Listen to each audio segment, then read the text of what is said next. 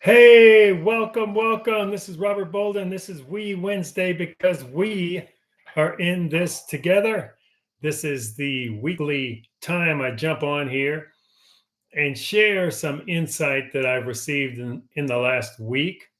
And any of you that have been following this YouTube live, I've been getting a lot of affirmations and a lot of new revelations lately. And this week is no different.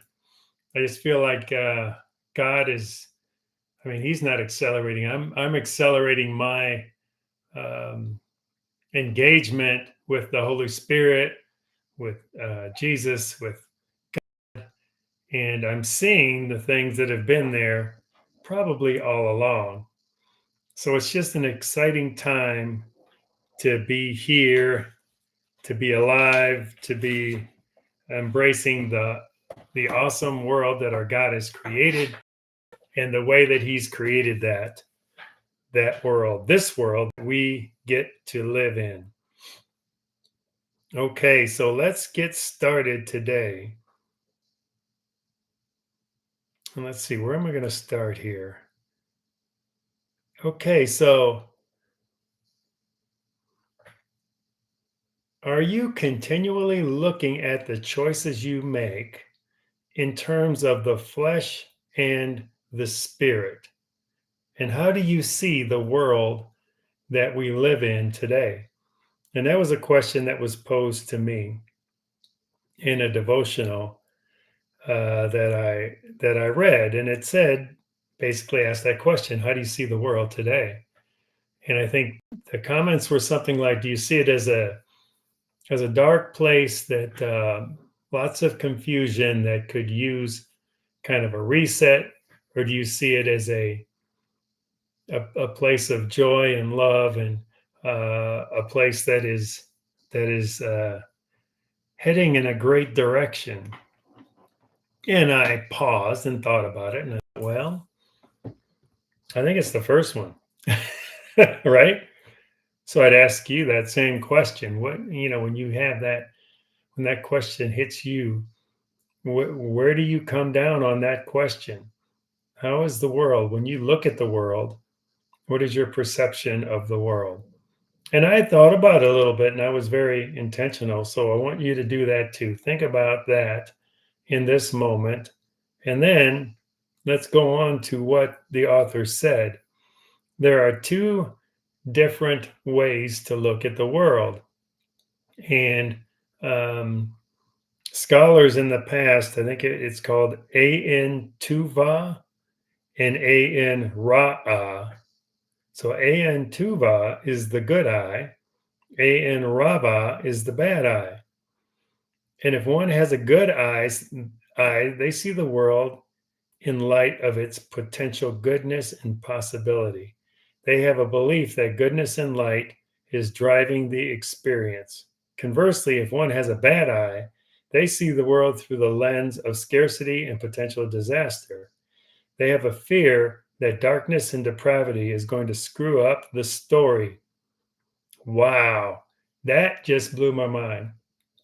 And what came to me and what I want to share today with you is that really the way you see the world and the way I see the world, I've got to change the way I see the world based on what I read in this devotional. And it's so powerful because the way I see the world is based on the stories that I take in.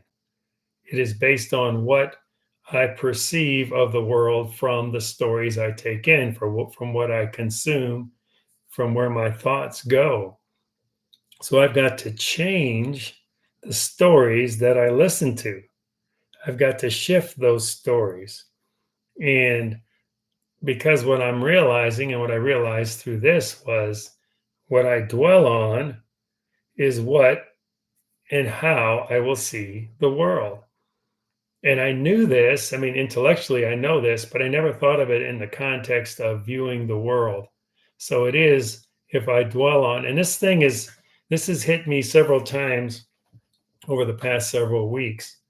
So I would share with you, think about that, that the global, the bigger view of how you see the world, and think about then how that can impact how you behave, how it can impact your view on things, how it can impact how you judge things, how you impact the world. As I thought about it deeper, I think generally speaking, when I look at the world, I have the bad eye. But when I look at my circumstance and my little piece of the world, I have the good eye.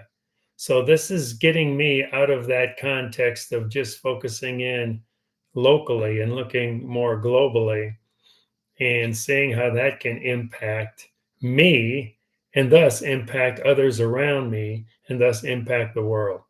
So just imagine if you can do this as well and focus on the good, use your good eye to look at the perception of, in this case, the world.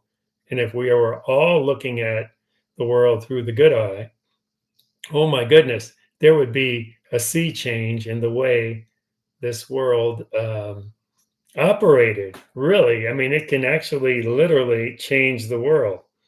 And this study went on to say that throughout history, there are all kinds of examples of how the world and the way that we view the world, people view the world, has an impact on what happens in the world. Back in the cosmic conflict, when people believed in different gods and all those things, um, you had to hope that your God was going to be the ruler, and and that's why there was conflict, there was fighting, there was war, because we were looking at the world from that scarcity standpoint, from that us and them.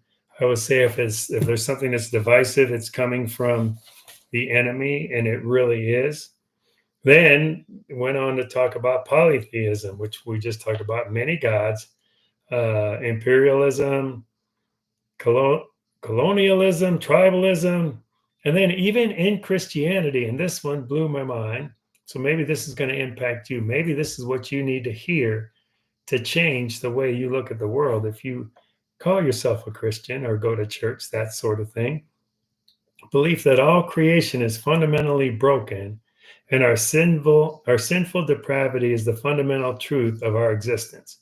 And I have heard that from people, I've heard that from pastors, that we're just all sinners, and that's the bottom line. So we're just sinners, and we just have to get through this experience to get. But that's not the truth. The truth is that's how Christianity, modern theology, has failed us, because it glosses over all the goodness of God. It makes a passing mention of the goodness of God, but it glosses over that, and it doesn't focus on the true story of God, which is what He created in this world. It's created for abundance and life to the full and everything. Look around, look at nature, look at all the beauty that we have. That's why the world was created.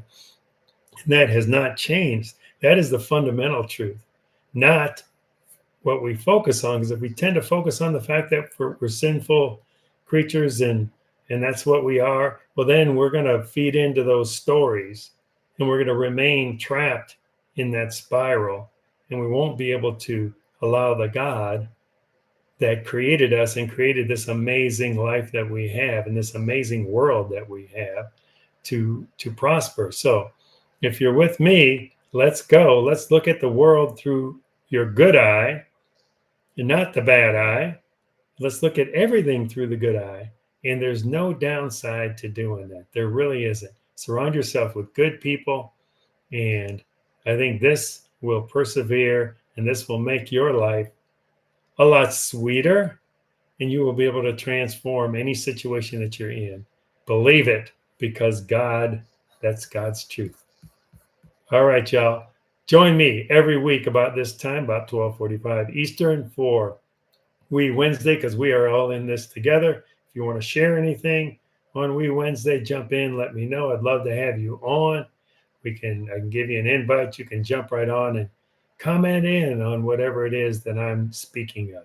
All right, until the next time, have a great rest of your morning, afternoon, or evening.